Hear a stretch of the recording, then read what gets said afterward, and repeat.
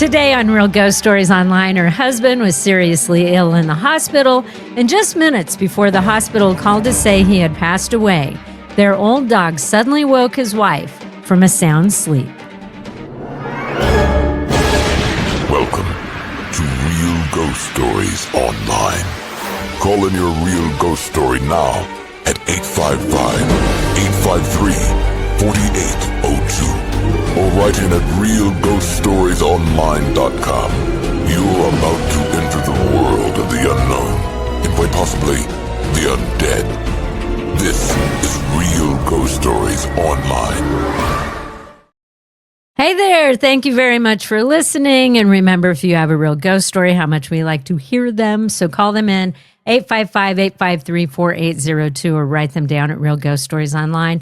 Hit follow wherever you are listening. And don't forget, we are now back on YouTube, so you could actually watch us there if you wanted to watch us there. I'm Carol Hughes. Joining me today is Lisa and Todd.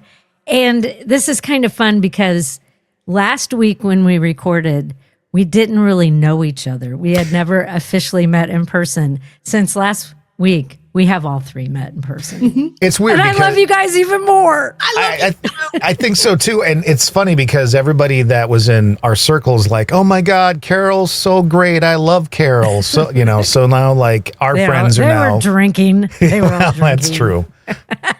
We were all drinking, but in honesty, we were all saying, Carol's so wonderful. No, it was just super fun. It was just this super fun get together where it ended up just all of us who worked together didn't have to hang out together, but we did hang out together because we were just all meeting face to face for the first time. So Tony's first company retreat ever, I think, went really well. Lisa's already putting plans together for next year's. I don't know if he knows that he's going to be doing this, but she's got plans. No, he does. Oh, he does. Okay. Because I mentioned to him briefly, this would be good, like maybe yearly or, year and a half. And he's like, start working on that. You put together a plan for that. So that's why it's on my list of things to do. Where are we going? Well, I was you can just make it say, a destination, right? Who here thinks Tony will forget that as of the minute after he said, let's plan that? Anybody? Raise your hand. Anybody? All the hands, in case you're listening, all three hands are raised. All hands are up in the air. Yeah. I'm trying to get my foot up, but I can't get it up that high. He had so much going on last weekend. Well, not only that, by the time he told me that we needed to do that and to make the plan, it was later in the night, and I think he had had a couple of drinks. So that was the night of the actual wedding. The actual wedding. Yeah. He's not ever going to remember that. He's not. No. He had so much going on. It was just very busy, but they did a great job with it. I mean, it was a beautiful wedding and very touching. It was everything you want. And it was a big party. It was just all of the things you want. Yeah. It was I got to stand special. up next to Carol, which was fun. I got to stand by Todd. Notice she didn't say, and that was fun. Wow. Well, the funny thing is, okay. I can't, it was like my back was to Todd. Yeah. So I couldn't make eye contact with him and be like, you crying? Are you crying? I had a few, because what I was doing, I could see their daughters looking at each other. And I couldn't see Harper, but I could see Lindsay's daughter, and she was tearing up. I'm like, I'm going to lose it. She was crying a lot. And I was doing the same thing. I kept looking at her, and then I'm like, ooh, I didn't put a Kleenex in my pocket. And I'm like, I can't start crying. And it was just a really sweet ceremony, I thought. It was. As Todd will admit, probably, I have the emotional range of a rock. So I was sitting there falling asleep. No, I was sitting there next to a friend, and I actually took my glasses off and was wiping under my eyes. And the lady I was sitting next to thought I was crying, and I went, no. It was hot in the room. It was very hot. Yeah. It was a good sized room, but people were packed in there. Mm-hmm. And it was so nice. Yeah, it was nice. I felt bad for one of the bridesmen. Yeah. The bridesman. There was only one bridesman. But he was like, I'm like, that poor guy's going to pass out if we don't finish up soon, because his poor head was sweating. It was just It reminded me of a video you'd see on America's Funniest Home Videos back in the day, where they'd fall over and then they'd put the sound effects with it, the boing, ding, going, that kind of stuff. So I was in my head, honest to God, as I'm sitting there, not really listening to the words of the ceremony, because who does that? Who does that? I'm watching him and I'm thinking of all the sound effects we could put together with him if there's video of him falling over. That's what you were thinking of during It really the was. And then I was looking at this spot on the back of your neck. I'm like, Carol should have that checked out right there. No, are you serious? No. Oh, because I'm like, shit, where is it? Because I have had so many cancerous spots removed. No, you're good. It was a very lovely neck. with freckles. And so, yes, I have had skin cancer removed. I can't even tell you how many times. So when you tell me that, I'm like, oh my God, where is it? I'm going to have it looked at right away. I have so met my deductible for this year. If you've met your deductible for this year, I would plan everything you could think of to Do plan. all of it. It's like, why not? It's all met. Carol goes and gets a Brazilian butt lift now because it's probably Is that covered. I wouldn't know what to do with one. If my ass was that high and perky, I would be like, it just sticks out so much. I catch my reflection and I'm like, why did I do that to myself? Oh, Lisa. And then there's Todd, who is the exact opposite. He is flat as a board in the back. I don't have a butt, and it concerns flat me. as a board. Yeah. Well, maybe next year for our company retreat, that could be our little company activity. BBLs for everybody. Gets something. Everybody gets something lifted and tucked. You get to pick what it is. And then afterward, when we're doing the live videos or the videos on YouTube, people can choose to determine what we had done. They can look at the old videos and say Carol before, Carol after. And it's like her entire face is swollen and bruised. She has had a full facelift. Okay. Yeah, I did. And And your point is? I'll never look the same again. That's my fear. Well, do you guys want to talk about ghosts? Or I would love to talk about some ghosts. This story is so touching. Like, it's just one of those that this family went through a lot. But then I think sometimes you get those signs and it's just kind of beautiful, even though you've been through a lot. You know what I mean? Yeah. So let's give this a listen. I am writing on behalf of my mother, who is afraid of ghost stories. And I just want to let you know that if it sounds like it's rehearsed, it is because I'm reading it. I'm a little nervous. 4 or 5 weeks ago in September, my stepfather fell ill, and he was achy. He became weak and needed to be transported by ambulance to the hospital. A few hours later, the doctors put a much-needed stent in his liver as he was in excruciating pain. 2 days later, after testing a CAT scan, the prognosis came back that Jim had liver cancer. The very next day, when the final CAT scan results came in, the doctor sat down my mom and Jim and told them he had liver, lung, lymph node, and stomach cancer. There was no available treatment. His cancer had metastasized. Shortly before Jim went into the hospital, their dog Ginger started behaving strangely. Her eating and drinking habits were lacking. She did not have as much energy. Ginger was 12, so my mom thought it was due to her age. It appeared that once Jim's health began to rapidly decline, so did Ginger's. Early in the morning at approximately 2:20 a.m., Ginger woke up my mom, who was sleeping on the couch. Ginger was pacing and whining, clearly distressed. A few minutes later, she quit the racket and went to sleep. Jim had spent 3 weeks total between the hospital and then hospice. Shortly after Ginger's episode, my mom received the call. Jim passed at 2:30 early that Wednesday morning. Later that Wednesday morning, I took my mom's hand and helped her through the motions of arranging his cremation and obituary. By Friday, Mom had his ashes, and alone, she spread them in the river where Jim, used to like to fish. Mom is 68 and lives in South Bend, Indiana, and I live near Wisconsin, so I could only stay until Friday, when I felt sadness, and it was like something that was unfinished. Mom was going to take Ginger to the vet in the morning to make sure she was not depressed.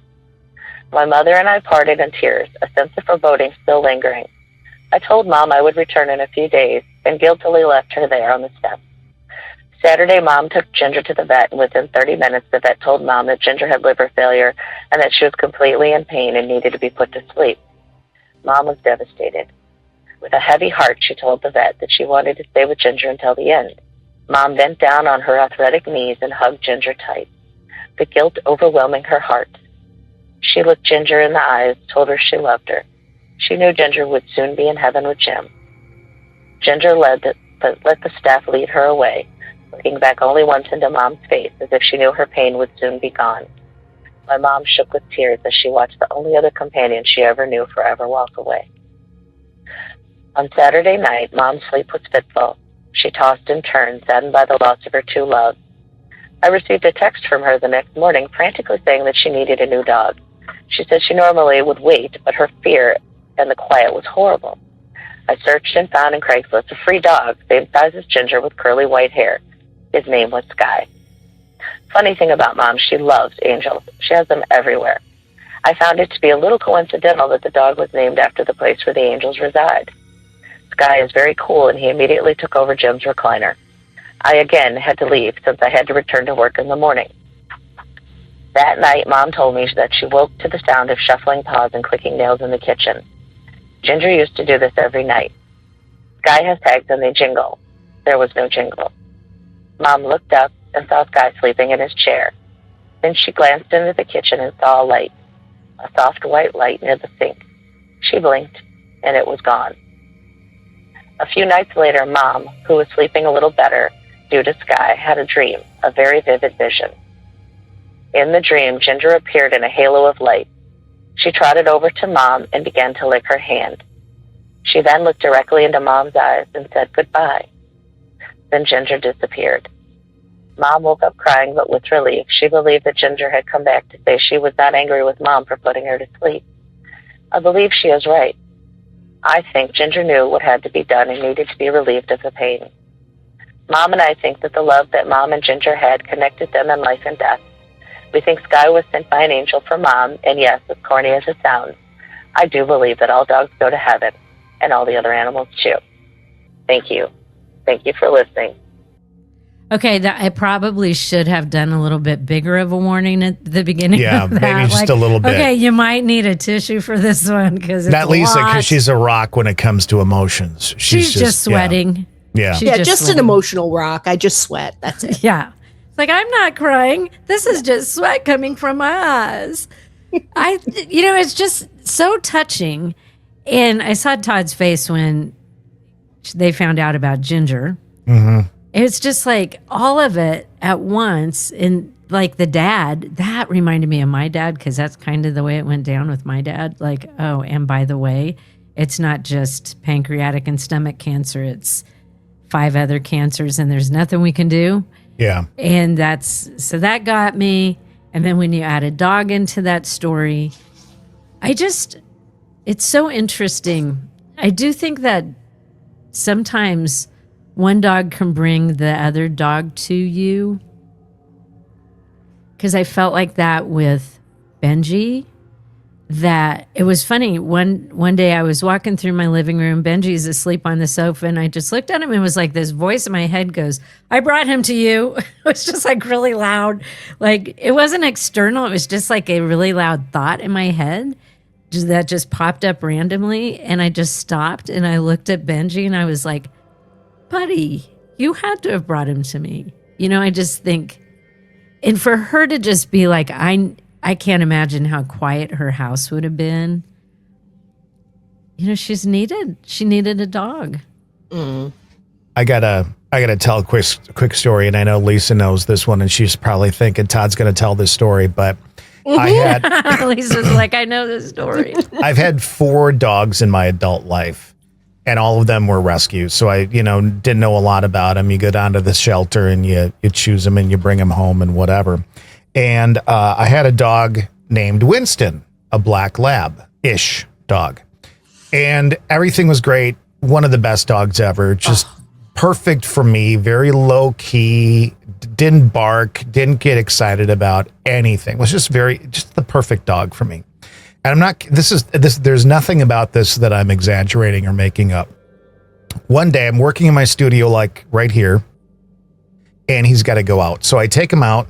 And he does his thing, and he's trotting back to the house in his happy-go-lucky mindset. And I I don't know why, but that day I said to myself, I don't know what I'll do when he's gone. Because he was just so important to me. Mm-hmm. Honest to God, the next day I woke up and he couldn't walk.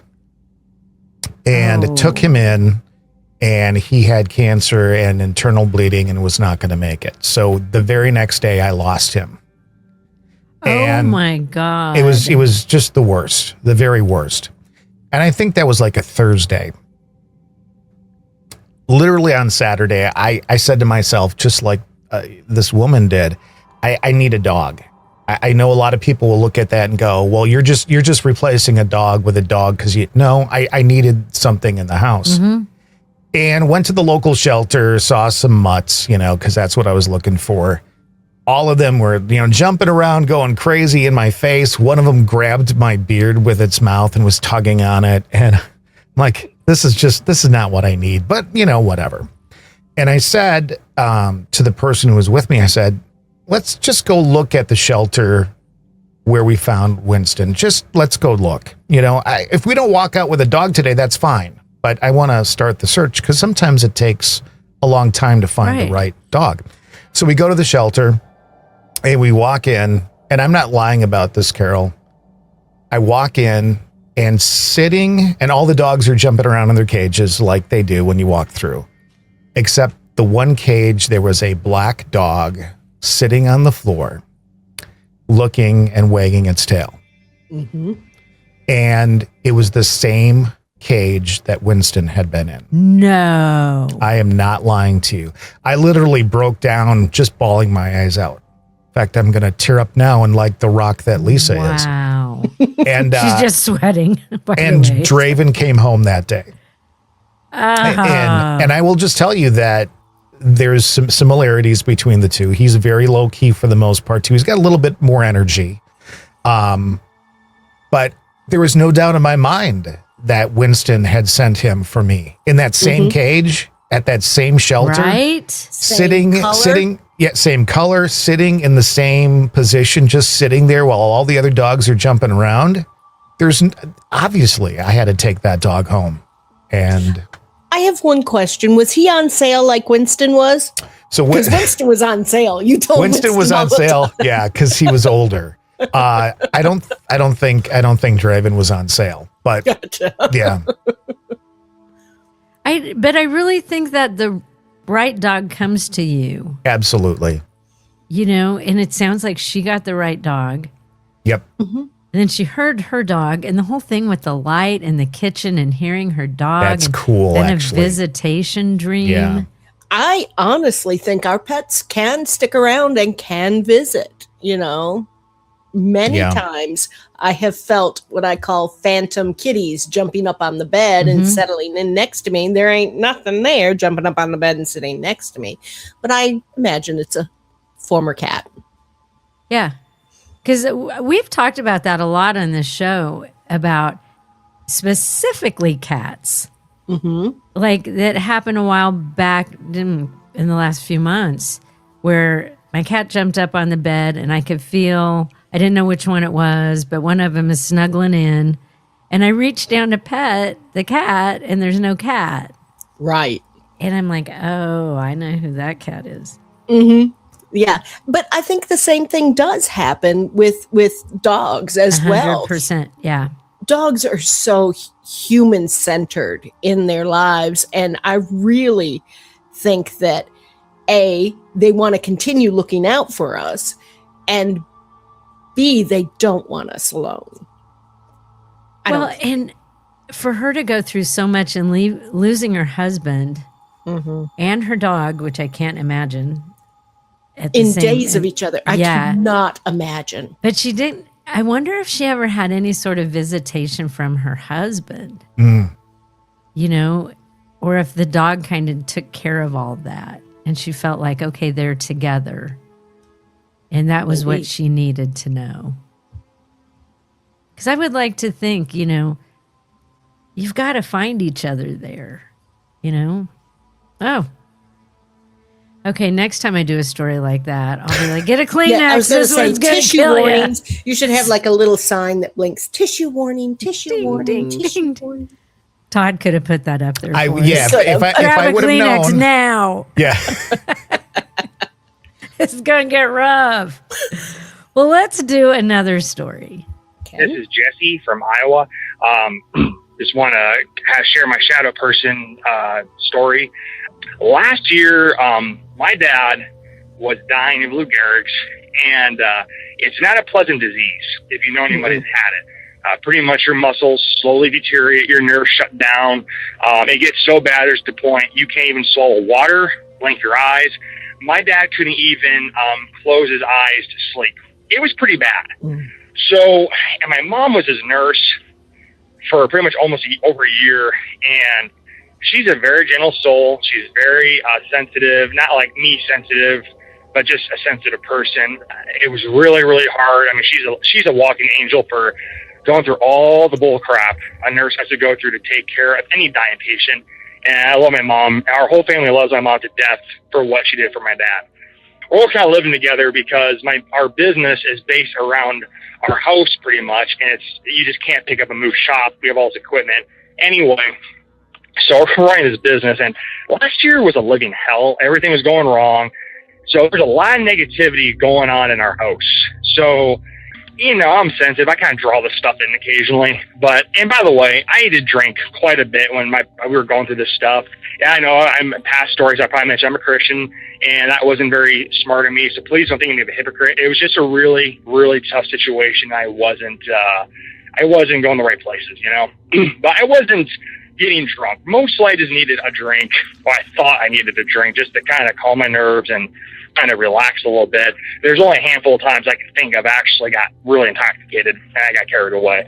But those nights that either I did or did not have a drink, I swear sometimes I saw a shadow go across my wall in my room, specifically in my room. And it happened quite often. I mean, I'd be sitting at my computer, you know, researching, reading emails, doing whatever for my business, and all of a sudden, shadow go across the wall. And I pause and look up and go, I have no fan in my room. There's only one light. I wasn't moving. The TV's on, but how it's facing, there's no way a shadow could reflect or bounce off the TV. There's a moment this fall, I had this really huge fight with my dad. He did something that was really unethical in my business, and it made me so mad. He went behind my back and pretty much stabbed me in my back. And my dad was not that kind of person. I think the disease really affected his judgment, and he was a very wise, caring individual, and it totally changed who he was, which I understand because, you know, I'll never know what it's like to be in a wheelchair. And I was so angry, I just left. But as I'm walking the woods, I look and I see this brown mist hovering right in front of me, and I see just fade away in front of me. And it was I swear it was a brown mist. How it hovered, it was just eerie. I mean, it was gone. After my dad passed, things got a little interesting. I had a couple moments where I heard scratching on my door, my door to the outside. And I heard one time I was doing a study in my room, in my living room. It was a rainy day, and usually, you know, weather when it rains, it's my day off. And I swear I heard knocking outside the window. I eventually told it, shut up and get out of here, and it stopped, you know. But anyway, there's one night I was in my bed praying to God, you know, just my normal routine, and I swear I looked at my closet door. My closet doors are always shut, and they're white. And I remember seeing a humanoid shadow figure, arms folded, tapping its foot, and like it just left. And but it was the perfect shape of a person, kind of like a blobby human shape, kind of like the picture you see like in a men's bathroom door kind of shape. But it was just so obvious, and it was kind of never saw it again. And the last thing that really was kind of extreme, but where I'm living at now, I was actually my parents' house, and I'm buying it for my mom and place, and because she just needs to be away from here, and I love it here, so I totally understand why.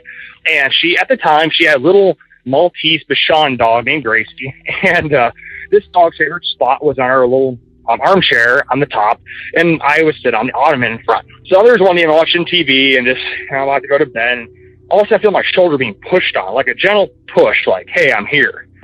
And ever since, it's been a long time since I had any issues at all. Yeah, I never had an issue ever since. So that's good. It's pretty much gone. A lot of the negativity in my life is out of my life. I think my mom and my dad and I are just drawing a lot of negative stuff in and not letting the light come in instead, you know. So I'm so glad I have a source I can share this with, and people will look at me like, okay, you know, you're a drunk or whatever, you know. thanks for creating a safe environment, guys. Hope to hear from you guys later. Take care. It's interesting because he talks about his dad at the beginning, so I kind of was thinking there was going to be something that happened with his dad. Right, yeah. But I don't think any of that was connected to his dad. It sounds like there was a lot of negative things, a very difficult year, which I can only imagine when your parents dealing with that. But there was just a lot going on, I think, the things he didn't share that was difficult. And don't you think that a lot of times activity can kind of feed off of negative energy or intense sadness, intense anger, intense, those type of emotions? I think any intense emotion can attract and affect energy. Because spirits, any of that paranormal activity, that's all energy, right? So if you are dealing with really negative stuff and the energy coming off of you is dark, I think you could attract that. I like the fact that this story had a dog in it too. Gracie the doggy. And I didn't like that it also had a very sick father. Yeah. It was like, what is going on? I did not plan that. But that one, the dog one, maybe could have been his dad trying to get his attention, like with a little push. That's interesting. So there could be maybe two different things going on there. I found it interesting that he felt that the shadow he saw was kind of standing there with its arms crossed, tapping its toes. Now, I'd like to know if that was something that his dad did before the ALS that, indicated, I'm a little annoyed with you, son, the tapping of the toe. At least, I'm just wondering. Yeah. I'm so glad my dad didn't come back and do anything like that. And like, it was bad enough. I messed up enough in life when he was still alive, like, let alone I'm still remembering that time. Carol, I think he gave up on you a long time ago. That's just my opinion on it. I think if my father were ever to visit me to plant the little seed that, hey, I'm still kind of watching out for you, it would be a disappearing chicken heart or something like that. That would. There's a long story there. I was going to say, of all of the things, a disappearing chicken heart. Back it up. We both loved chicken hearts, and I would steal his all the time. So he associated that with you me. Eat them? I never even thought about eating one. I bet I am vegetarian and have been for a long time, but I never thought about eating one before. Remember, Lisa's lived in the South. She lived in Louisiana. So there's not a part of the chicken she hasn't. This is true, yes. I will give you that. This is true. However, the chicken hearts came from a Michigan guy. I mean, my dad loved chicken hearts, and that's where I got it from. And there was a guy in Michigan who had the chicken hearts. Billy the chicken heart guy. And he would drive up in his truck, and they would open up the back, and you could have all the chicken hearts you wanted. I got some my chicken dad hearts was born out in the parking lot. Michigan, y'all. So Tony's not here. We've mentioned that. If he had been here, I bet he could point to a place in his studio where he's got a chicken heart. Yeah.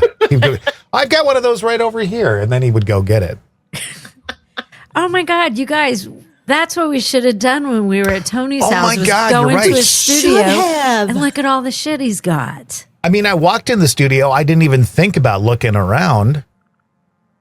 We should have opened all the. We should have taken pictures. Did you guys go in the bathroom in the basement and there was a skeleton in the shower? Did you see that? That would have been perfect. I went in because I had to pee, and his house was huge. Like if you were left in there for like a day, you'd probably not find your way back out, kind of thing. But we were in the basement in his game room, and I had to take a leak, so I went and found the nearest bathroom. And I turn on the light, and there in the frickin' shower is a full-size skeleton standing there. And I almost peed my pants because I had to go really bad. I think that's left over from they had to get some sewage, like the sump pump or something fixed. And they moved all the skeletons out to the area where the TV is. And I bet they just left one out and thought this would be funny. What if somebody's got to take a shower? Then you got to Then You you got to move take the it with a skeleton. skeleton. You just take it gotta with Eddie take the it with skeleton? Is that what you in do? there. All right. Apparently. Or you sit Eddie on the toilet where, he can just stay there for a couple of minutes. Oh, I tell you, that guy. Yeah, that's all we have to say about that. that guy. Just that phrase, that guy. Just that guy. Well, I was going to say, if you have any ghost stories that you would like to share, you can certainly call them in at 855-853-4802. Write them down at realghoststoriesonline.com. And I wasn't ready to say that because I forgot it was me that was supposed to say that. So remember, you can become a premium subscriber. You get advanced episodes, access to the archive, no commercials. Sign up through Apple Podcasts or patreon.com/Real Ghost Stories. And for all of us here at Real Ghost Stories Online, thanks for listening.